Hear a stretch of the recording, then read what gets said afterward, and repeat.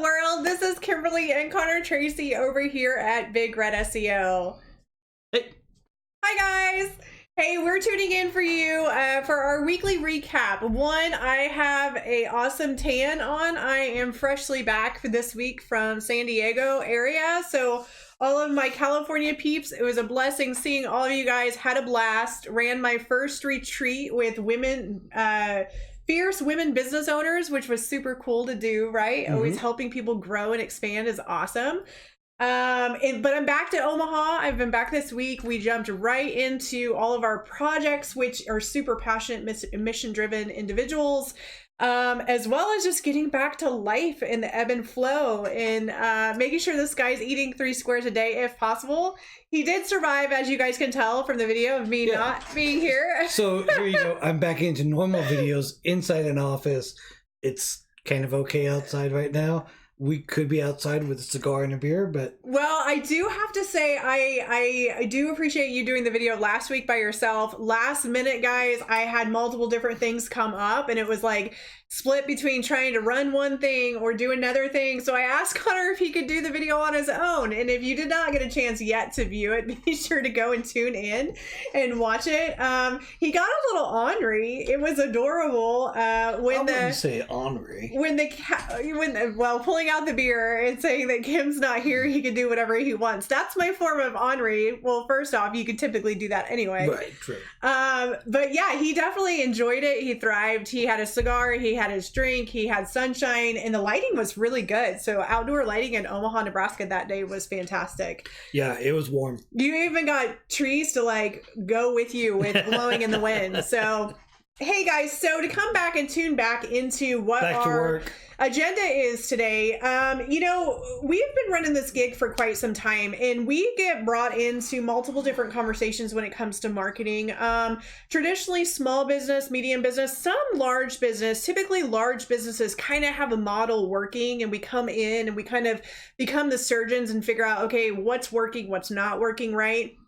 So today's focus is mainly around the mom and pop shops. And what we want to do is share some tidbits with you guys, because there are a lot of different marketings out there. There's different techniques you can do, different avenues out there. But the one thing that we've always been advocates about here at Big Red SEO, as well as in our industry in general, is it is really, really important for you to ensure that all of your traffic comes back to your website. And what we mean by this is whether you're doing marketing on social media and or if you're doing newsletters, sending that out. If you're doing AdWords, you're sending that out. You want to ensure that you get your end users back to your actual main core website. Ideally, if you can capture their data, that's even better, because you want to be able to grow your list. You want to be able to grow your prospects and grow your clients. And really what we've seen lately, at least the past couple of years, but really in the last 6 months, is a lot of people are looking at marketing as different avenues. And so they're keeping them all segregated. And what we mean by this is you might on your social media capture a lead and have a chat in that. But what do you do with that information when you get it? Do you actually put it into a CRM system? Do you link it back to your website where they have to fill out a form in order for you to capture their data? There's a lot of people that are kind of missing the mark on this because there's separation, and then they have somebody that reaches out on social media.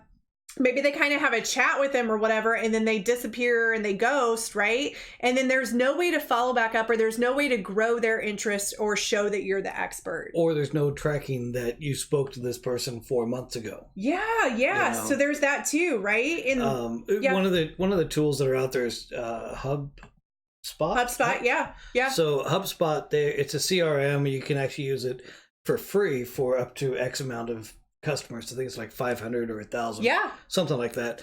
But it allows you to document every communication you've had with the person, whether it's by email, whether it's by a newsletter, whether it's by phone, or whatever it happened to be. Having that information that you're able to reference back and see when it was you talked to them before. Has your business changed within that time? Did you tell them something 6 months ago that's now no longer valid? I ran into that yesterday or 2 days ago with a client. They were talking about an API. They wanted this thing done and that done. I'm like, awesome. That was all possible 2 years ago, but now with all the privacy policies, it's not possible without having a pop-up. Right. So things definitely change, but having a record of the different things and through what medium you're talking with them with, that makes a big difference. Well, it also makes a big difference. Like, say you're investing into multiple different people, multiple different companies. Are you getting the ROI? Are you not getting the ROI? Where is everybody coming in one spot, right? As far as CRMs, I'll just rattle off a couple that we used right out the gate. Google has a plugin called Streak. That was really, really helpful for us when we very first started. Not to get too geekish in this, right? Because it's not about being in training, but I was able to create multiple different silos of prospects and keep track all the way to whenever I sent them a quote. And then after I sent them a quote, we actually put them into our Mega Machine CRM. So for me, it's really important, and this is just me, my law of order. It's really important that if they're clients, they go in one spot, and if they're prospects, they go into another spot, right? Mainly because if they're clients, they're more likely on retainer. They're going to get a faster response rate. We're going to help them probably on the weekends or after hours. There's multiple different avenues there, right? Plus the billing area. On the other side, Streak actually helped us quite a lot because you could build funnels, but then you could also have little ticklers come up for you to respond back to them in 2 weeks or so. Yeah, it'll tell you haven't had a call or you haven't made a note on this person in 7 days or 14 days. Yeah. And you can have that then bubble up to the top. And you could create rules like all other stuff, right? But also another thing I liked about this CRM specifically is you could color code it. And I'm a color person, right? So like if it was like it's hot and it's go, I would turn them green. If it was kind of like, well, maybe a cold lead, I would make them red until they went green. And if we were somewhere in between, it would probably be an orange or a yellow, right? So you guys use your own stuff, but we did Streak, right? Yep. The other part too is we also did Insightly CRM, which was a good one, and that was pretty affordable too. Yeah, and that integrates with Gmail also. Yeah, we're big Gmail fans. So. Huge Gmail fans. Now we use a totally different CRM that's kind of like a big monster.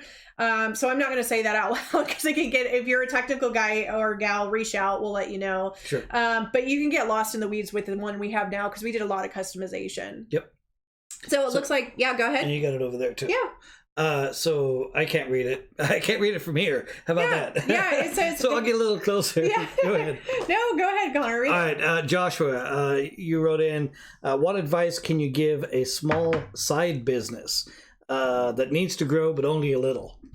So that's a really, really great question. Joshua, can you give us a little bit more context of what kind of business you have or what service that you offer? Sometimes that narrows us in. As you can tell, both of us have genius brains, and we've been in front of hundreds, if not thousands of businesses. So a little bit more context would help us. Right out the gate, I feel like it's more about you growing maybe your exposure and your fans. So if you wanted to take on more business, it would be there, but maybe not going gangbusters in it all right now. For that, I would say lean into providing knowledge and value inside your website, whether it's a form of blog articles or videos. And give little tidbits. So if you're selling a product, do a video of the product. Don't just sell it or show it to sell it. Kind of talk them and walk them through the story. People are very emotional based in their marketing right now.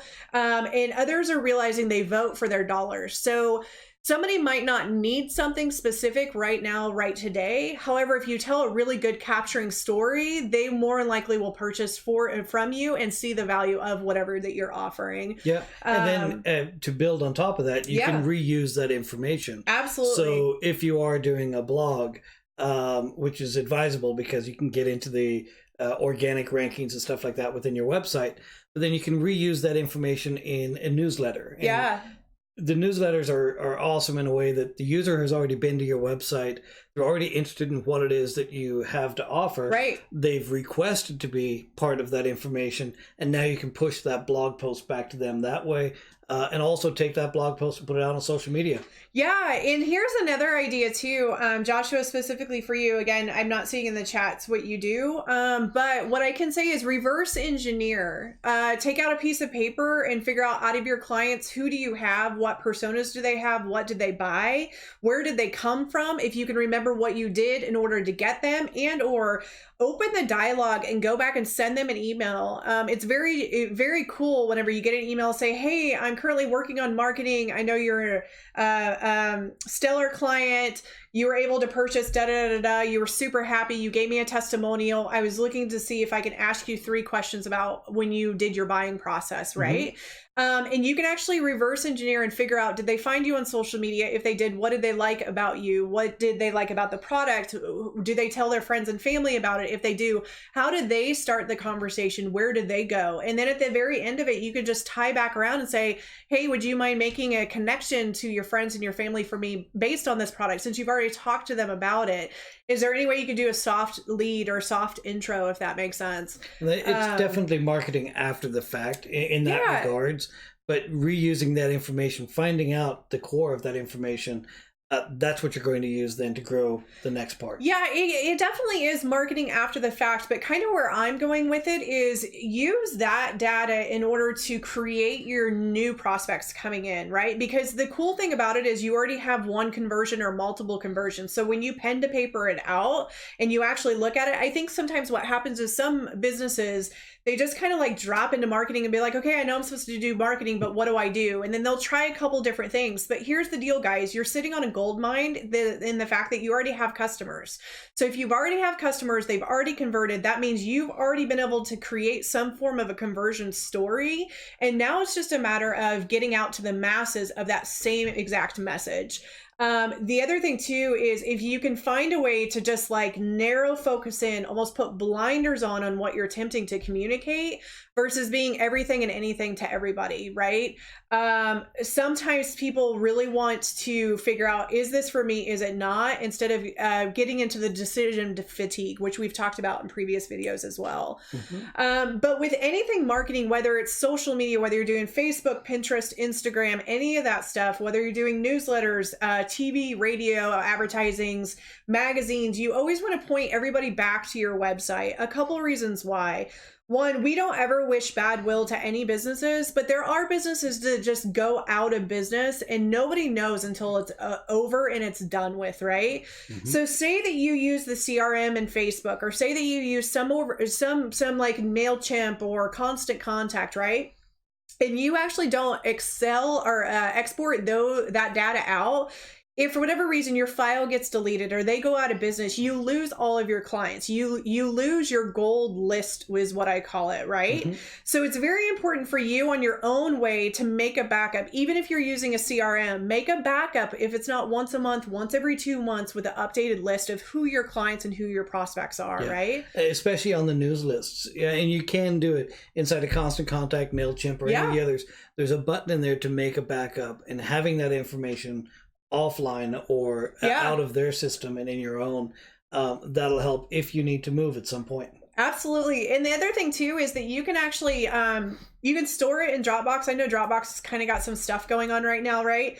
But you can store it in Dropbox. You can throw it on a jump drive. We have an external drive called a Passport that we just bought at Best Buy, guys. Like you don't have to get anything super technical, and it's huge. Like you could put a lot of stuff on it, right? But it's always good to have this, and the reason for it is, say that you're wanting to do something really creative and you're on the road, and you could print that list and take it with you if you're a road warrior, right? It doesn't all have to be technical, and it doesn't all have to be inside of a website or external, if that makes sense. But I think, like, to bring it in, when it comes to marketing, if you don't track where your leads are coming from, or have the conversation of how did you find us, what appealed to you? Like, I think sometimes, and I've been in this seat, sometimes you just want to get the sale, right? Sometimes you just want to close them and be like, yes, let's get you on board. Believe it or not, if you can kind of build in some of those questions of, well, how did you hear about us? It kind of removes the sticky icky of the sales process. But then also it helps people realize that they were actually doing research for you on their own in the first place, which means that they want to purchase something. They want to move forward, right? But just track pen to paper. How did they hear about you? They might have heard about you at a coffee shop, and then they saw something on social media, and then they contacted you. So that means it started with word of mouth, and then it was reinforced by social media based on some message that you said. And then they picked up the phone and they called you, right? Yeah. And you don't have to ask specifics on things, but there's things that they're going to say or going to talk about, such as that they heard about you 3 weeks ago. Yeah. Now you got to start thinking, well, why did it take them 3 weeks to contact me? You know, was it them or was it me? And that becomes its own little game all of its own. But the person on the other end of the phone or the other person that you're talking to, they are more than willing to share information that you can then document that they don't even realize they're sharing. And it's a good thing to use then for your next thing. You can figure out what your sales cycle is. Right. Yeah, for sure. So one other thing about growing online presence, right, that might help some small businesses, and I've caught this, it was like five friends that I know that were business owners. I was kind of shocked by it, but I'm going to just bring it up now so everybody can clean it up. So within their Facebook personal profile, they actually didn't have their business linked to their personal profile, even though they owned the company. This is really, really important, guys. One, because people in your individual profile they kind of spy on you and they want to know what you do for a living. But if you own a business, like the people that are in your personal profile, like they are your cream of your crop connectors, right? If you have your business profile linked to your personal profile, you do actually get extra exposure whenever you publish stuff out on your business page. But if it's not linked, your traffic and your exposure is going to be a little bit less, right? Like nobody has the Facebook algorithm down pat, just like nobody has the Google algorithm down pat, unless you're inside of Google. And still, even then, I think they have pods of people, and it's like separate, like meat separate than potatoes, unless you're one of those that puts it all together. But it's like a bad thing, you know. But the thing is like you want to make sure that on your social media profiles that you're actually representing yourself in what you do. So inside your profile, you have your basic snippet for your personal page, but then there's actually, if you tuck into the about page, there's a whole area where you can write I don't even think they have a limit of characters. I might be wrong in that. But you can write that you're a business owner, or that you help people with something, or that you create these magical products. You can put information in there. So if people come across you, even if you went to high school with them or an old coworker or something like that, they kind of know what you do, and it's just not blank, if that makes sense. I get contacted from time to time, and somebody who I might have gone to school with 25 years ago and whatnot. And the next thing I know, I've got a lead coming in. They're like, oh yeah, I know you do web design because, you know, of course we do these Facebook Lives on our business page, but we also reshare all this information on our own personal pages. And that just expands that field a little bit further. But so a couple other things real quick, guys, and we're pulling you all different ways, but we would just want to ensure that whatever marketing that you're doing on a platform, that you are experiencing success. So the other thought is, when it comes to marketing, don't assume that you know it's going to work or it's not going to work. As soon as you tap in and say it's not going to work, more than likely you're going to look for things that it's not going to work, right? And what I mean by this is just because you do one Facebook ad and you don't get results doesn't mean Facebook ads doesn't work, right? It could be the language, it could be the image, it could be the pathway, it could be seasonal. Could be the time of day, could have been the spend dollar amount. Yeah, or it could just be that type of marketing for your ideal clientele is not where it needs to be, right? Or it could be that it sucked.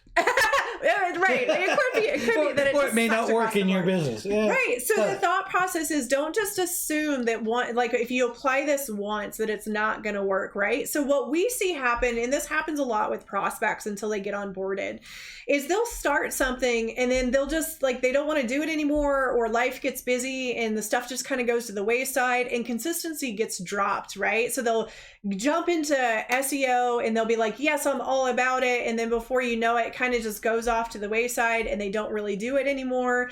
And then they come back and say, well, it never worked. Nothing ever worked. I didn't get any rankings. Nothing ever worked. Right.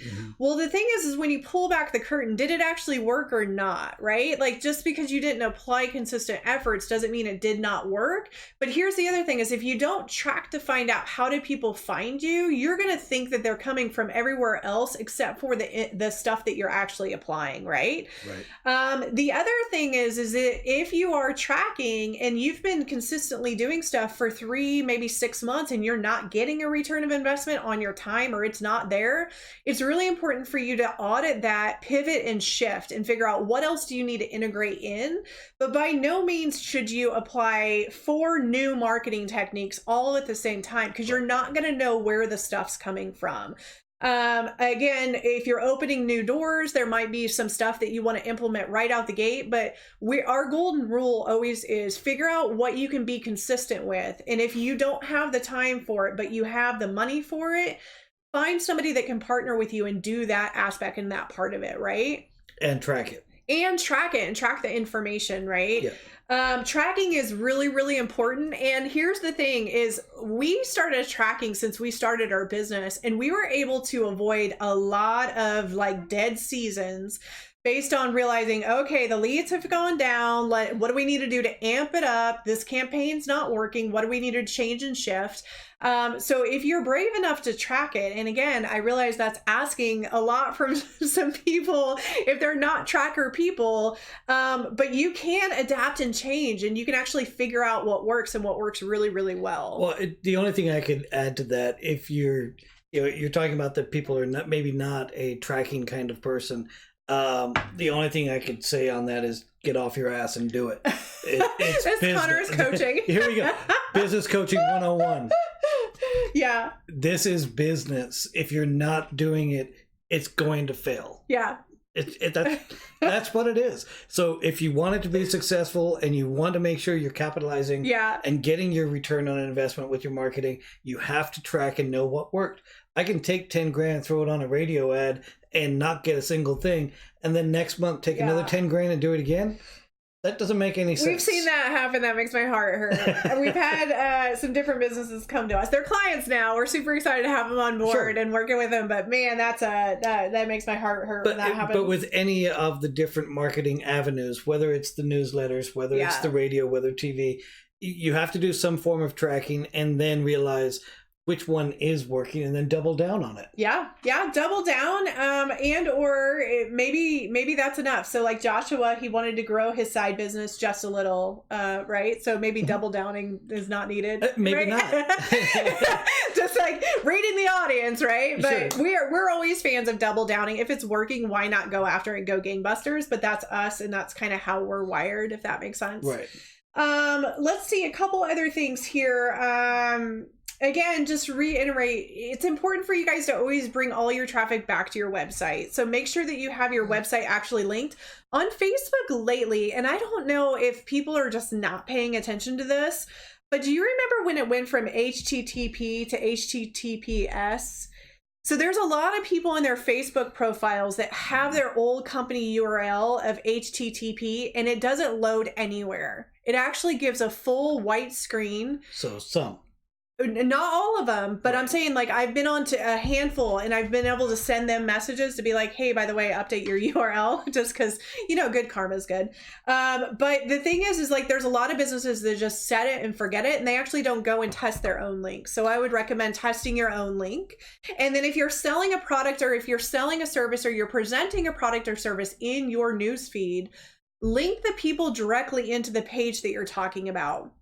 Do not just drop them into your homepage. It's going to be very, very confusing for them, and they're going to bounce out, and they're not going to want to be engaged at all. Mm-hmm. The other part too is if you've got some area for them to be able to submit their information and or sign up for a newsletter, give them that option, right? There's a lot of people that are wanting data, they're wanting knowledge, they're wanting to follow, they're wanting information.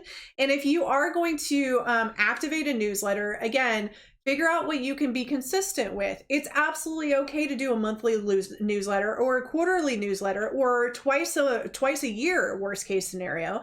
We do have some businesses that they actually do it weekly, if not multiple times within the week, right? It's all about who your audience is and what your intention is, but also what can you be that's consistent? Because if you send out, I got a newsletter from a business that I haven't heard from in 3 years, and I'm like, oh, where did these people come from? I don't even remember following them, right? But just like make sure that you actually stay consistent in whatever the marketing practices are that you're actually applying. Mm-hmm. Anything else there, Connor, sir? Just to tie on to that, from the newsletter end of things, whether it's the a digital version or a paper one coming out. Yeah. You'll see on like TV ads and things like that, where let's say it's Verizon. We'll use them as an example because there you go. He likes saying those big box company names. So you've got Verizon.com/ let's say Hulu 20. So it was their way of being able to track what ad did the person watch that actually triggered them to buy this particular item. Yeah. So doing that on the TV stuff, doing that on radio, you'll hear that from time to time, and even on service vans, you know, whether it's plumbers or electricians, and they'll have different things on there. You can do the same thing on your newsletters. You can do the same thing on your Facebook ads and stuff like that. So landing into the page that is talking about or offering that discount or whatever, that kind of ties into our previous it does. video from before. No, it's good though. So, I remember 2 clients, friends of ours, that called us 24 hours before their TV radio ad went online.